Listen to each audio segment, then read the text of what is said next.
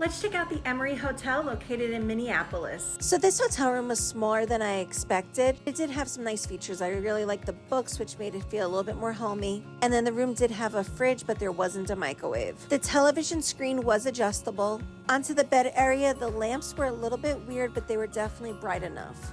As for the view of the room, the view was not the greatest from my room, but the windows were large and they did have blackout curtains too. If you're looking for natural light, it was great. The room also had a circular table, which made it more homey but wasn't practical for working at. As well as it also had a couch, which was very comfy, and I found myself sitting there to work more. Also a built-in closet with a full-length mirror, which was great, and this closet was extremely practical. Onto the bathroom, the small mirror lit up, and the room was extremely bright, amazing water pressure from a very tall shower head. Overall, this room wasn't necessarily the most practical, but it was cute.